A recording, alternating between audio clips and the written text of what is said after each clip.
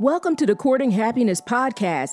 This is a space where self-care becomes part of your day. A space where you learn evidence-based strategies to help your life, share it with those you love, and cultivate well-being at work. I'm your host, Dr. Courtney Alston. I'm a former news director, television reporter turned happiness scholar, TEDx speaker, and transformational trainer. I also understand hardships. While working my dream job in television, I lived a nightmare suddenly becoming a young widow after 86 days of marriage.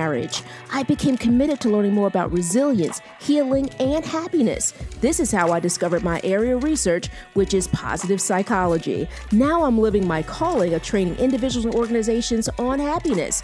And my new chapter begins with being happily engaged. The Courting and Courting Happiness is about a true courtship. I like to say commitment with happiness. The K in courting stands for the vulnerability of sharing my story, inspirational interviews with phenomenal people, the infusion of positive psychology, and so much more. You'll learn how to commit to your well-being one episode at a time. I hope you subscribe and share. So, are you ready? Let's get started. Welcome to episode 118. I'm Dr. Courtney Alston. Happy New Year. Yes, I can't believe it. Happy New Year.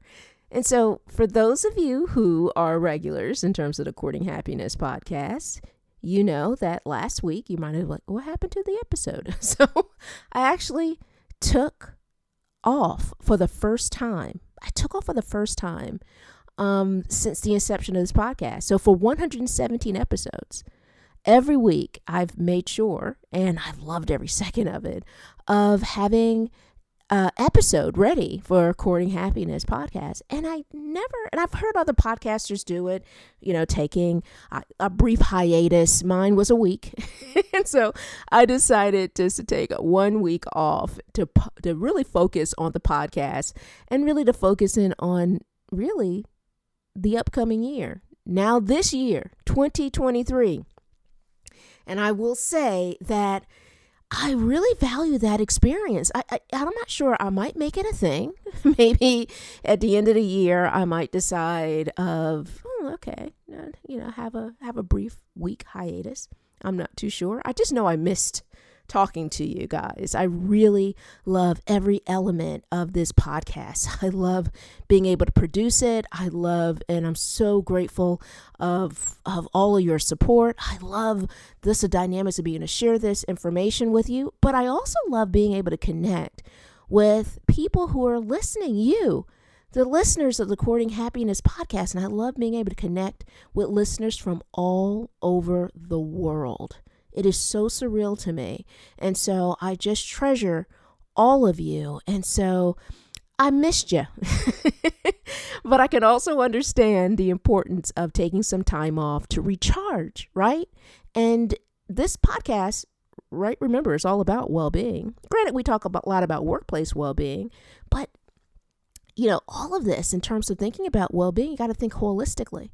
Right? What it looks like, yes, at work, and then what it looks like in our lives and how things fit into our lives. And so I took last week off and I'm just so happy to be back. And again, I am so grateful for each and every one of you who are listening to the podcast. So I will say that I am really excited about this year because I'm truly looking forward to what this year brings. And I plan on sharing interviews with extraordinary experts, authors, scholars that are focused on workplace well-being and elevating happiness in our lives.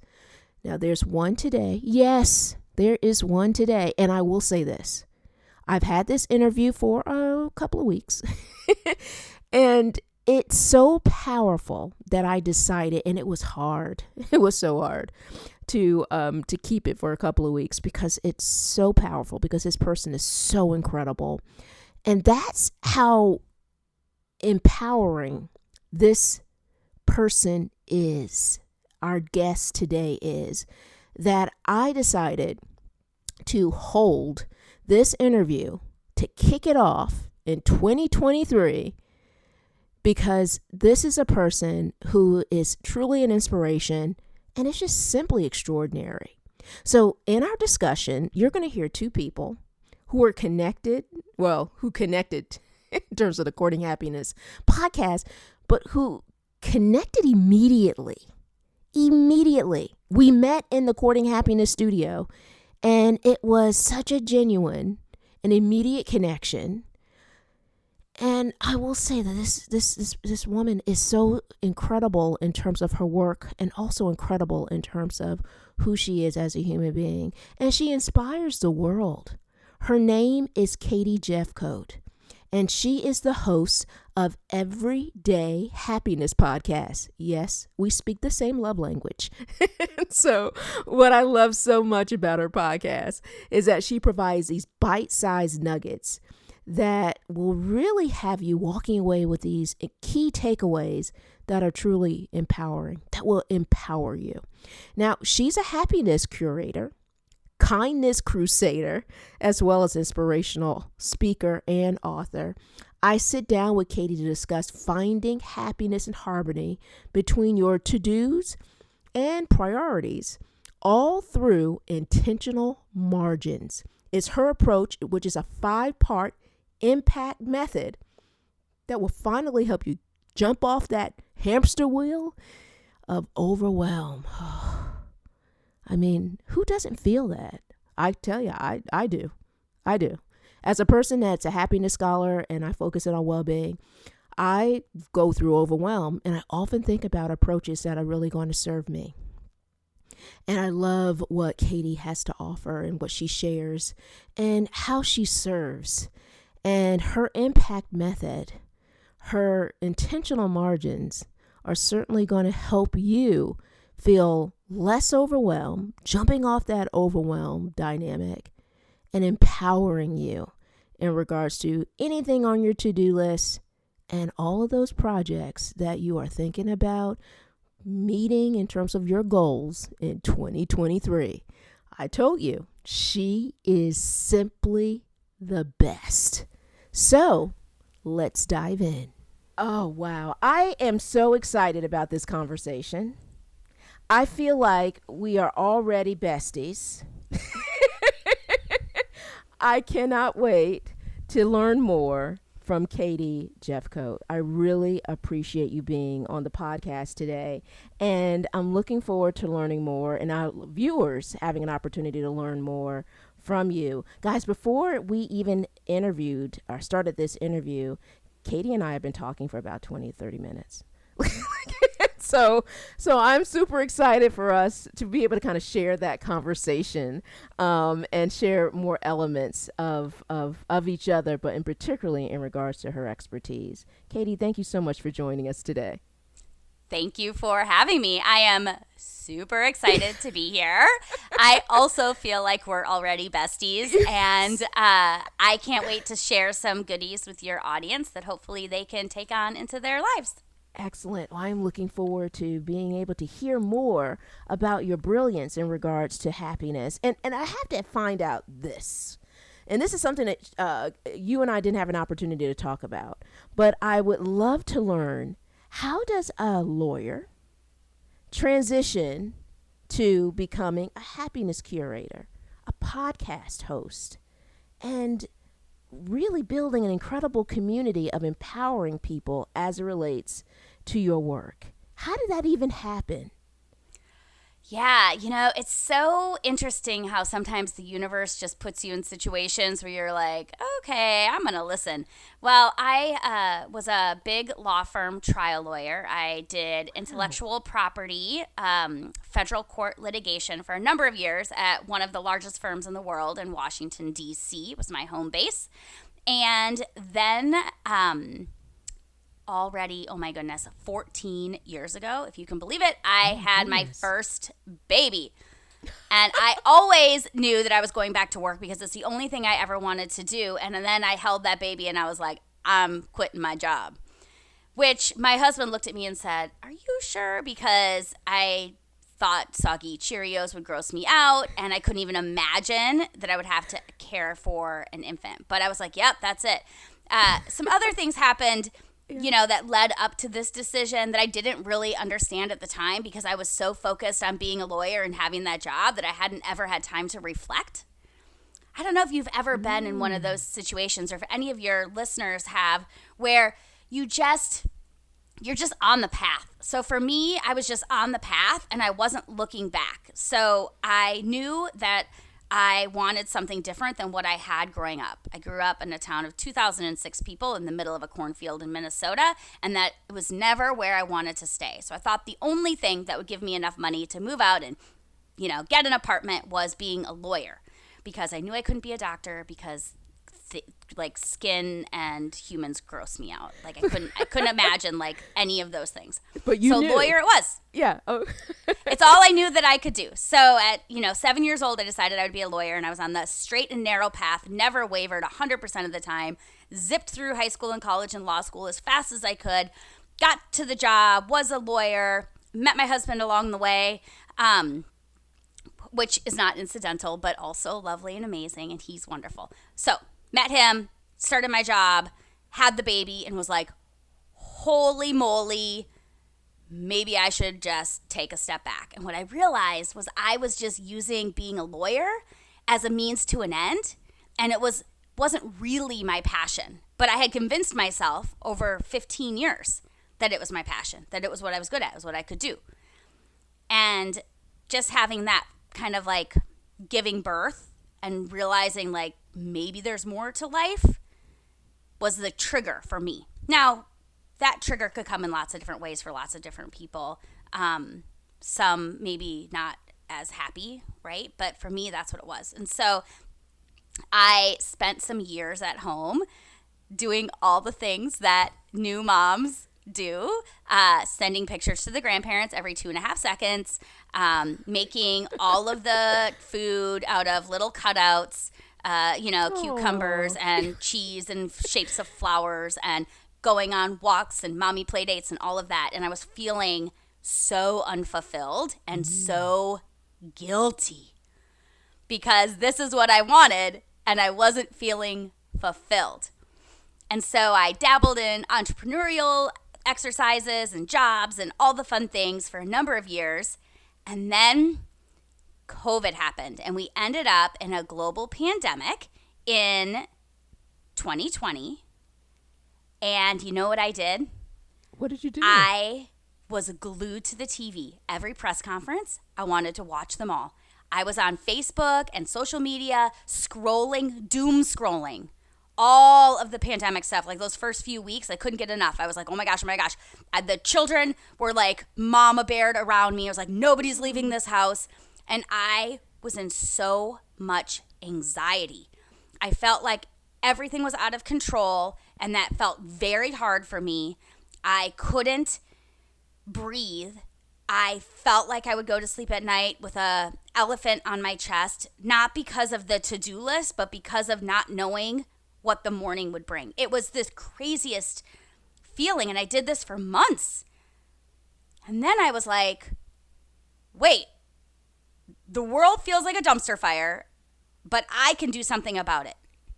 So I started researching happiness, and I dove in like I was a law school student again with all of the data because I need proof. Yeah, absolutely. You're not going to tell me how to be happy is, writing gratitude, and I'm going to believe that without the proof. I want the science. So I dove into this. I was like, I have to do something. And then I started sharing every little piece with my friends and my text group friends and my Facebook Messenger group friends. And I wasn't seeing anybody in real life, but I was sharing all the things. I was like, you guys, we can do something about this. Part of happiness, as we know, is genetic and circumstances, but part of it's in our control. So we can change it. We don't have to be doom scrolling. We can change this. We don't have to be drinking 7 glasses of wine a night. We can change this. And so I got obsessed, so obsessed. And then they said, some of my friends were like, you should start a podcast and just tell other people because this is so interesting. And so, the world still feels like a dumpster fire for lots of reasons, but I do a 2-minute a day, sometimes 3, of happiness. And for me, it was my way out. And I love serving others that now I'm so obsessed with the science of happiness and how we can do it that I'm like in it to win it. So very long story, but like there you have it. Like trauma after trauma, like small t trauma, right? Like small little things move the needle. And now I'm like, could not be happier. I am 100% living in my zone of genius. I light my hair on fire every single day when I get to think about this stuff. And it's really helped me stay where I like to be, which is in grounded, fulfilled happiness. Which happiness is not just like feelings, right? Like it's not just absolutely. like, oh, I feel tingly, I'm happy. It's so much deeper than that. Absolutely. I love that you honored yourself all along the way. So as you're talking about like giving birth, it also sounds like you gave birth in terms of really being in tune to what fulfills you and giving yourself permission to go on that journey to discover that. And I love the fact that your friends were like, wait a minute, this should be a podcast. And you've done this wonderful job in terms of developing your podcast, Everyday Happiness. And what's so wonderful is that it's these bite-sized pieces that you share in regards to happiness, because life can be overwhelming and life can bring us all of these different challenges. And what's so wonderful about your work is that it allows people to have that time to carve out that moment that may not be, oh gosh, can I carve out an hour? No, you might not be able to carve out that hour that day, but you can certainly carve out less than 5 minutes to sit, to listen, and to be empowered. So you're just doing incredible work. So I am so in awe of what you're doing. And it brings me to this, because life can be overwhelming, right? Yeah. And so you've created this incredible system that allows people to have, I love this, more harmony in terms of their to-do list, which I will admit, I love a to-do list. I have many. And apparently my mother shared this with me. My mother passed away in 2016. But I remember growing up, she goes, do you remember as a child you used to sleep with lists? So this has been, like lists have been a part of me ever since I was a kid. So I am looking forward to learning more in regards to how your program, Intentional Margins, can help us have a more harmonious existence with all the things we have to do. How does it work? Oh my gosh. Well, that's so funny that you mentioned your mom. So I was never like the baby doll type girl. I was never the one carrying around a baby dolls. All I wanted was a small filing box with a stapler and tape. And I was just like, remember one of those like old school filing boxes with the handle? Yes. Yeah, and when I'm old, but it was metal at the time. They didn't have those like fancy plastic ones that we have now.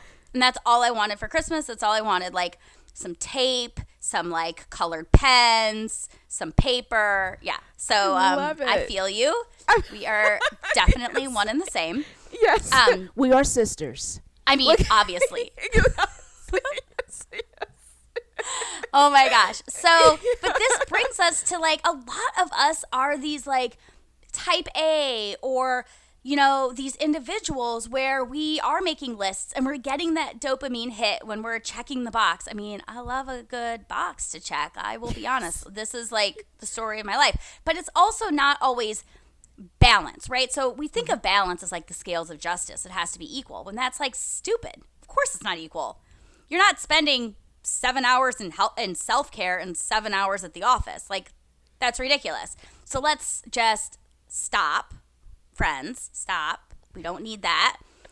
What I would encourage you to think about and invite you to think about is harmony, which I like to envision as the yin and the yang, right? So yin and the yang is harmony, but only when they're together. Because when you pull them apart, they're completely out of balance. They will not stand up on their own.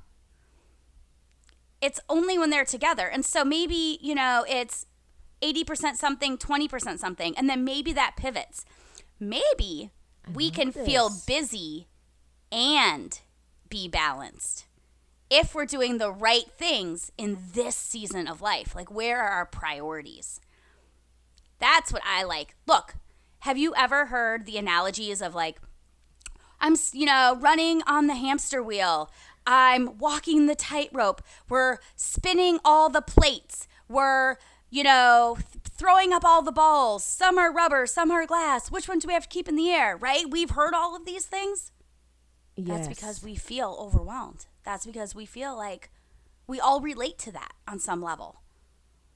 And that just sucks. Yeah. It just sucks.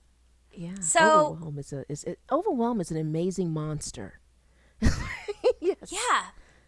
But it doesn't have to be that way. And I think sometimes we think busy or we think overwhelm and we think, well, it's just the way it is. But also it's a feeling.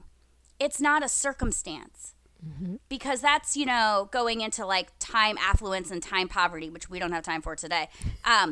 But another show. You're just yeah. bringing up another topic, Katie, for another show. Oh my gosh. Look. You probably know all about this and you would love it. But there's this idea that we get to how we see the world is more to do with how we feel about being busy and being overwhelmed. I mean, Sean Achor, who was a prolific writer on, happiness and all that stuff, he says that 90% of our long-term happiness is within our brains, how we process the world around us, and really only 10% is external. So when I created the concept intentional margins, I did this years before I started really diving into happiness, because I've always been a glass half full. Like, this is very much how I live. This is not new to anyone. But I had never really had the experience or the training or the depth of knowledge. So what we know with intentional margins is it's about finding the harmony between our to-dos and our priorities. So what are our to-dos and what are our priorities? Our to-dos, friends, listen, we have 742 things on our to-do list, and we get 740 of them done, and we beat ourselves up for the 2 we didn't get done.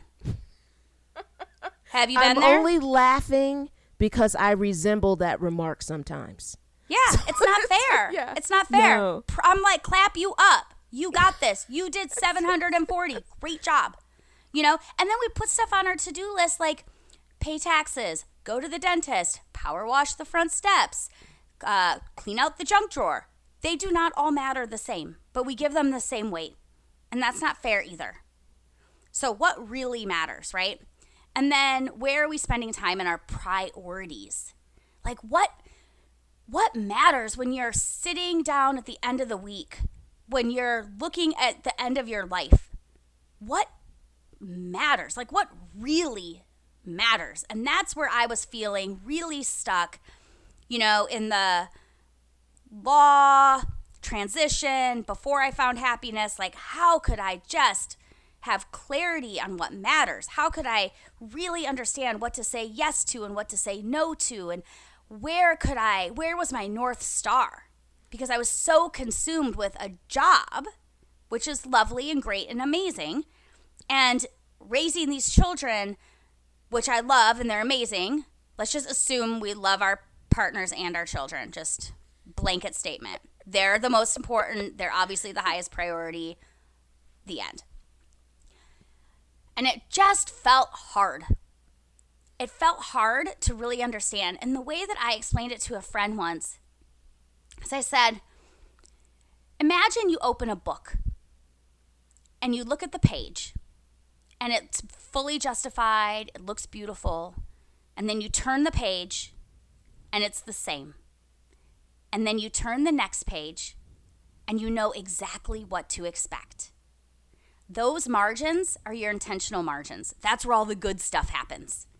And the words are like your to-do list, because we all got stuff we got to do. We got to go to work. We got to do stuff with the children maybe. Maybe we have, activities. We have dentist appointments. Like, we got stuff, right? It's our to-do list. Whatever you want to call it, it's there. But what happens when you turn the next page and 2 lines creep out into the margin? And maybe 4 lines down, another line creeps out into the margin. Or it's not justified on the left side anymore. It starts to feel super overwhelming. overwhelm, randomness causes overwhelm. So you don't know what to expect. It feels random. It feels overwhelming. It's hard to focus, and it's hard to read the pages, if that's what it was. And that is exactly how I was feeling. I had no, guardrails. It was hard to read the pages. I couldn't identify my priorities, and I wasn't living in them because everything else was creeping into the margins. So I created a method called the impact method to help me identify my intentional margins. I love this.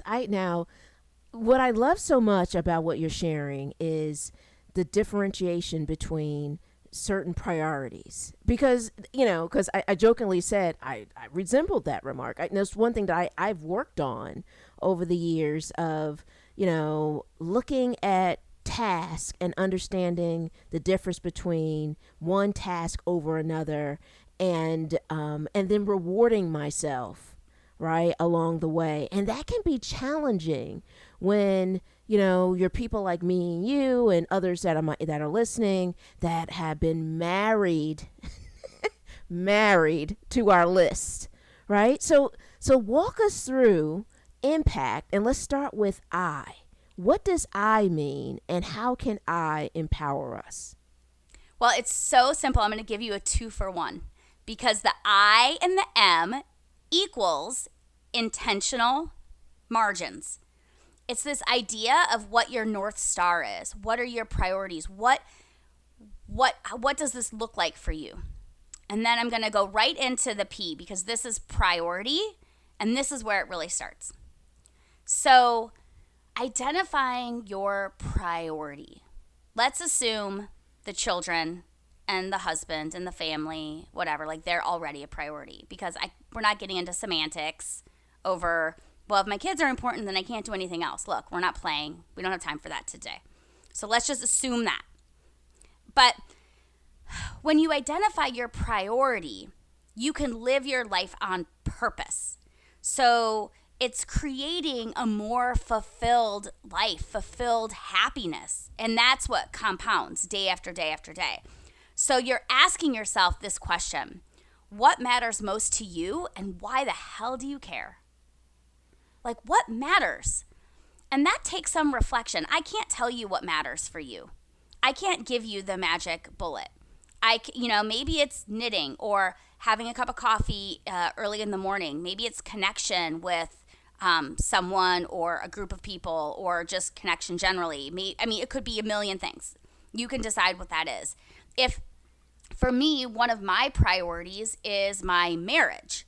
I think about that a lot because my kids are getting older and they're going to be out of the house. And what does our marriage still look like? How do I have a healthy marriage? How do I nurture a healthy marriage? How do I, show a healthy marriage to the children that we still have living in our house? So marriage is a priority. So you can have lots of different priorities. Maybe your priority is writing a book right now. Maybe that's your priority. What does that look like? We'll go through the rest of it, and you'll be able to identify in the end how you're going to achieve that priority. But you have to know what that is, and that takes some reflection. I can't tell you what that is. Nobody can. Like, that'd be crazy. You would never believe me. You'd be like, yeah, she's full of crap. Like, that would never work. I love that in terms of really kind of going through your own self-discovery, right, in regards to what is really a priority for you. And so you mentioned the I, the M, the P, right? And this is going to prove if Dr. Courtney can spell well. The ACT, right, is left. Am I right? So you're right. Walk us through what the remainder of impact can do, because it's so impactful, literally, of thinking about how to go about doing this real true tug of war with oneself in regards to our priorities. Yeah, it really is. So the A is all about action. Like, we got to put our money where our mouth is, right? So we got to have some action. And there are, like I said, a million ways to do anything. And naming the actionable steps that will move you in the direction toward your priority and what you're willing to do to prioritize that, that's really where this lands. So it's asking yourself, what action can I take to achieve my priority? If you're writing a book, maybe it's 1 hour every morning at 6 a.m. Maybe it's not doing carpool to soccer practice, but only going to the soccer games in this season, right? This isn't forever. This is just a season. What's my priority right now? If my priority is my marriage or my partnership or my relationship, whatever that looks like, maybe it's date night on Thursday nights. Maybe it's a weekend away once a quarter. Maybe it's having coffee from 9 a.m. to 9:15 on the days that my husband is still working at home, right? What is the action? And what action do I want to take in order to meet my priority? It can be anything. You get to decide. This is what I think. Sometimes we go into you can Google all the ways, all the tips, this is your morning routine. Do this and it will make you whatever. Do this evening routine, whatever. Look, unless it works for you, it's never going to work. You have to put some effort into how you want to shake this out so it works for you. Otherwise, you're just wasting paper by printing all that stuff off. Absolutely. I love that how you're... It's interesting because I often tell individuals when I'm training executives and so forth, and I always say that consider all the information that I'm providing in terms of these evidence-based strategies, consider it your own experiment. Meaning you need to pick and choose what's going to serve you. And I love what you're sharing in regards to honoring the process and thinking about, okay, wait a minute.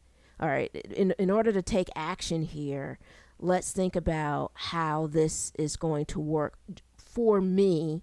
That might look different for my friend. It might look different for my neighbor. It might look different from a coworker, right? Mm-hmm. But it's about thinking about really how something can work for you. And I love that you're sharing that, because I think sometimes when we go Google all the things, right?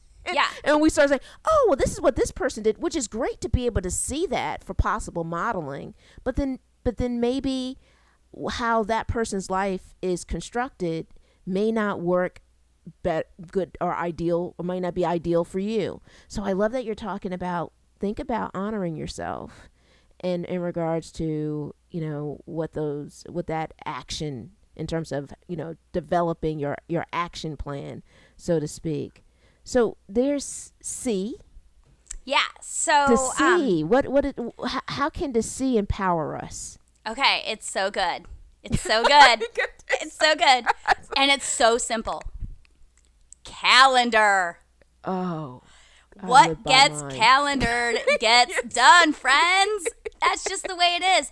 If we're looking at our calendar and you actually use a calendar, there's a lot of priorities on that calendar, and I bet not all of them are yours. There's somebody else's priorities on your calendar, right? Absolutely. But writing down solidifies your willingness to prioritize your action so that you can meet your priority. I mean, super simple, friends, but this is how it shakes out.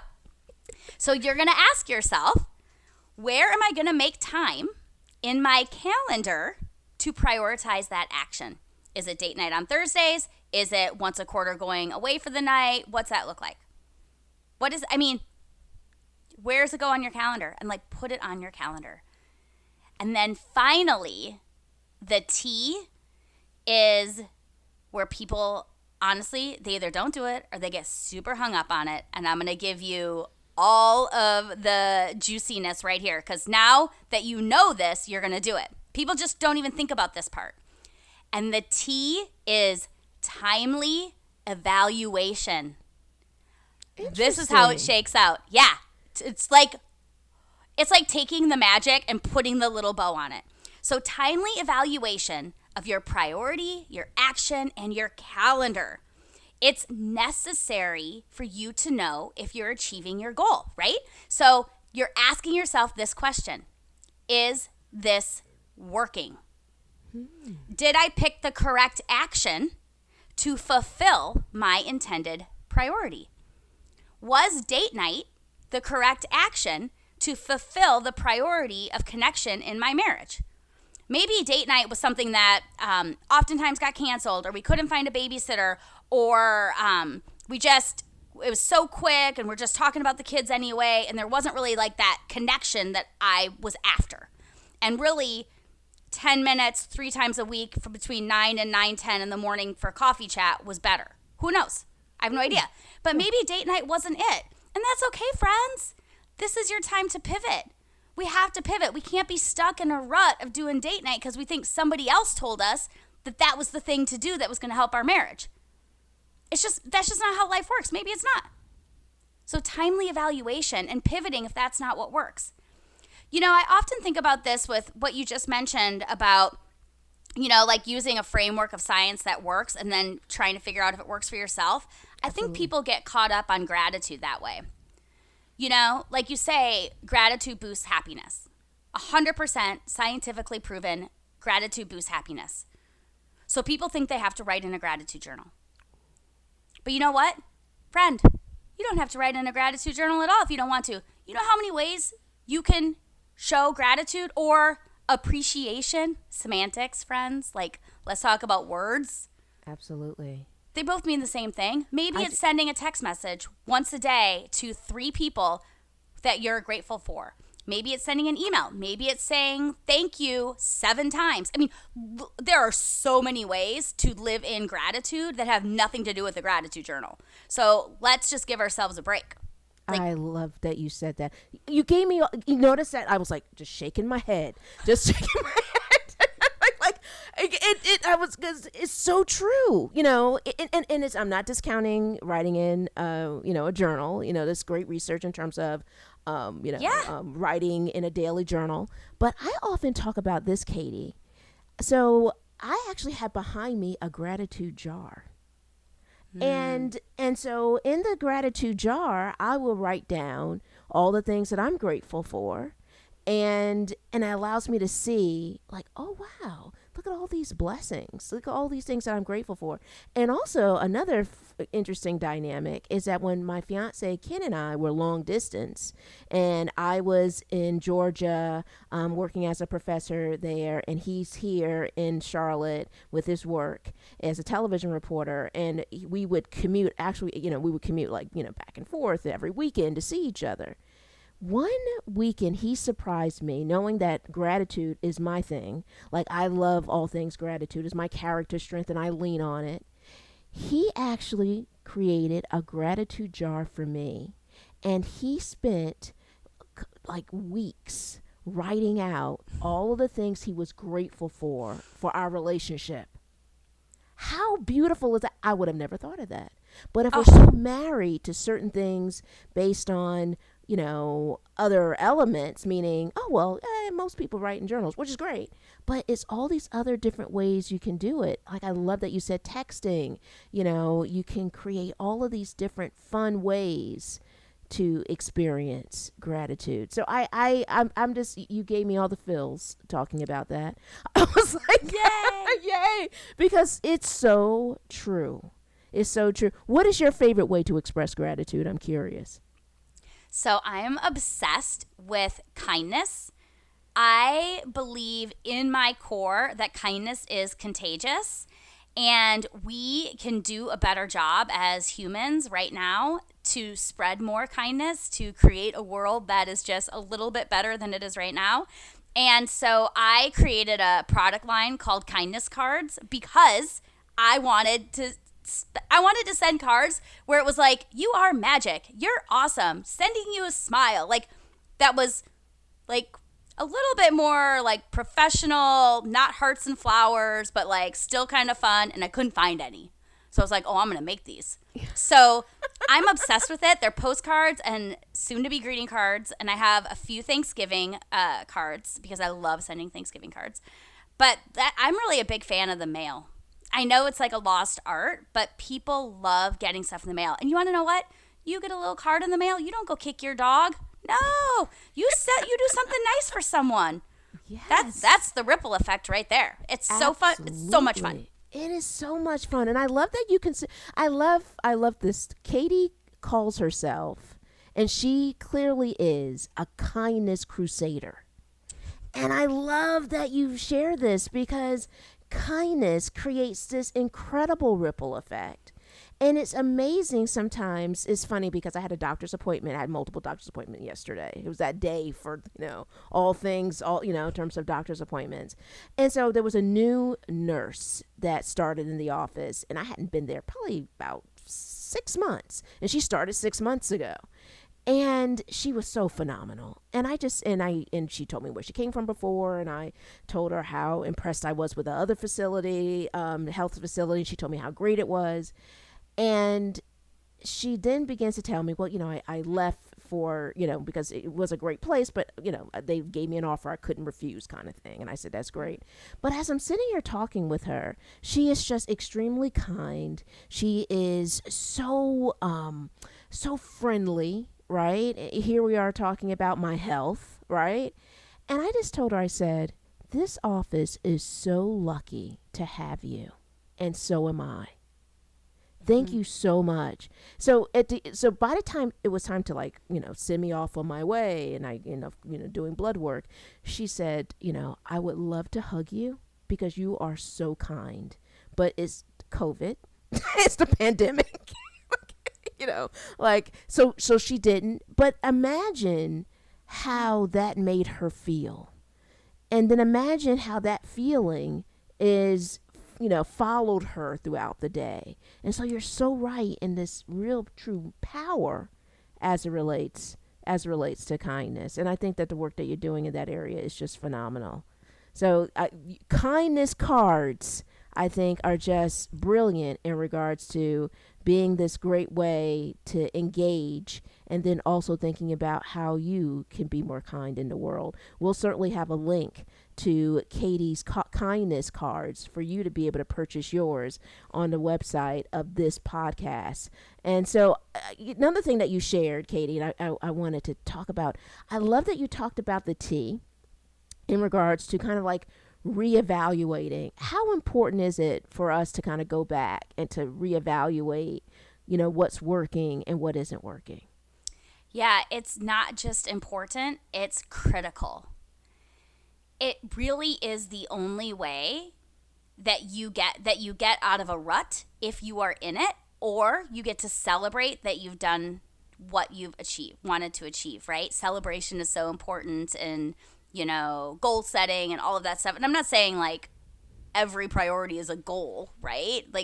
These are long-lasting things. And so maybe right now my priority is my marriage, and I do this for 3 months, and now we're solid, we're on it, whatever. And then I start writing the book. Or then I start, creating, maybe I'm going to redo my entire website, and that's going to take a lot of bandwidth.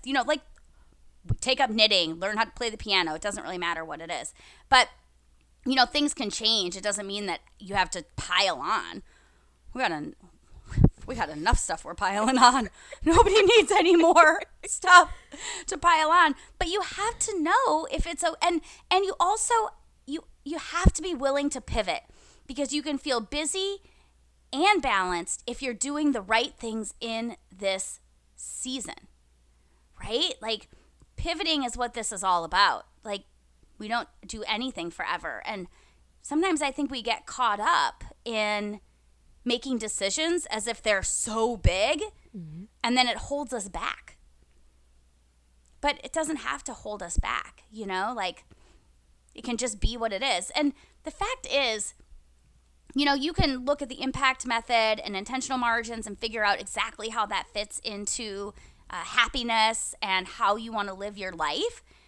But at the end of the day, even when the world feels like a dumpster fire, it is our responsibility, our own personal responsibility, to find happiness wherever we can. And that does not decrease our compassion for what's happening around us. So whether that's a sick family member, or trauma somewhere, or a global pandemic, or a war in Ukraine, or global warming, or anything, a friend that's sick, it's still your responsibility to find happiness, and that does not decrease your compassion for what's happening around the world. You get to have both. You get it. You get to have both. It's just the way that humans are. Like, scientifically, that's how our species has evolved. You know, we're not going to get into, you know, lions at the gates of the caves. I'm just telling you, we've evolved because we care about people, but we also get to find happiness. I'm so curious about this too. Being that you're a kindness crusader, and you just talked about compassion, one of the leading scholars as it relates to self-compassion is Dr. Christian Neff, and she talks a great deal about being our own best friend, right, in terms of how to be kinder to yourself. How do you go with all the things that you're doing, right? How are you practicing being kinder to you? That's fascinating. Quick little backstory. Yeah. I have always had, I was bullied as a kid. We had all this bad stuff happen, which I'm not going to tell you about. That is for another day. But just, I was in it for a while in some really rough, dark places. But I always had this feeling that if I bet on myself, it was the safest bet I could make. It's always been who I was. If I bet on myself, it's the safest bet I can make. And I think that mindset, I don't know where that came from, was really probably from like tenacity and being like, I'm going to move through this like trajectory of adolescence as fast as I can because I want the other side. But I think that self-care or taking care of yourself and your mindset, you know, there's this scientific theory about like artificial happiness where you can create it or it can happen to you. So you can get the perfect parking spot and that's just organic. The parking spot was there. Or you can create it by like, okay, this bad thing happened, but, you know, silver lining kind of stuff. And I've always been a glass half full person. So I've always looked at myself as in, you've got this. You know, you have to work at it. You have to, you know, like I had to, obviously nothing happens for free, but you've got to put in the work. But as far as self-care goes, I think it's less about the bubble bath and more about how you treat your mind.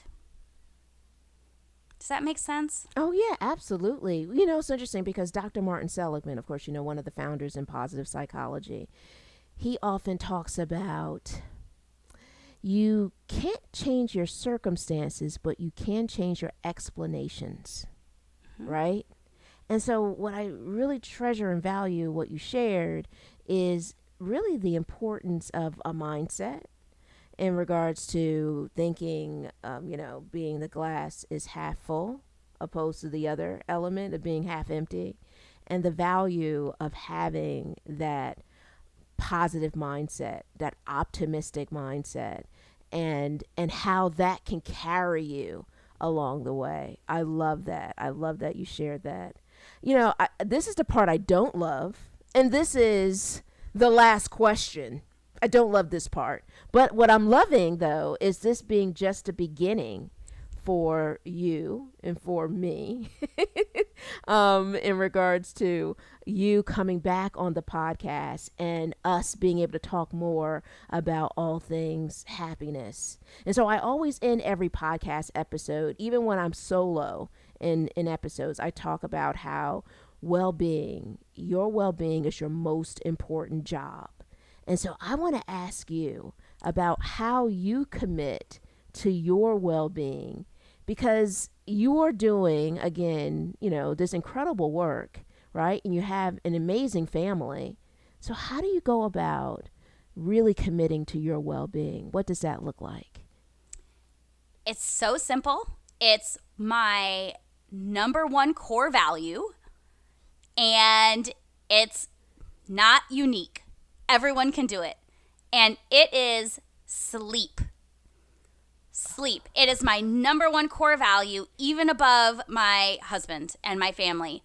I go to sleep early. I wake up kind of early. I get a significant amount of sleep every single night.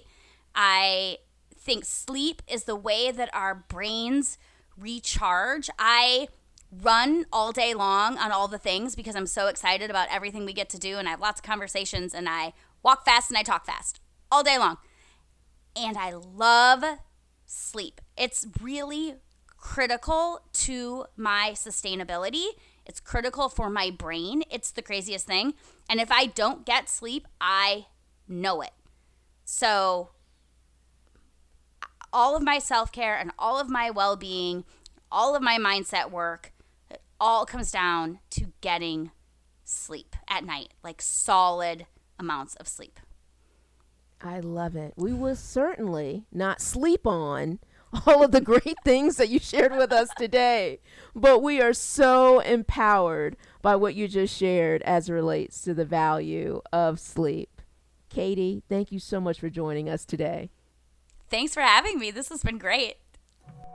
Let's continue this conversation online. Email us at podcast@drcourtneyalston.com. That's podcast@drcourtneyalston.com.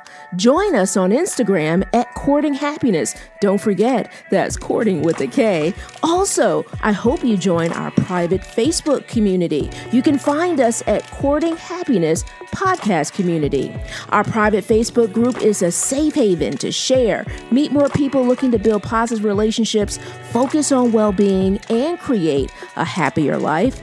Now, are you ready to spread happiness? We hope you subscribe and share this podcast with your family, friends, coworkers, and all the important people in your world. We release a new episode every Thursday. Congratulations on your continued commitment to your courting happiness journey. Thank you so much for listening. We want you to be well, be happier, and be kinder to yourself. We can't wait to see you next week.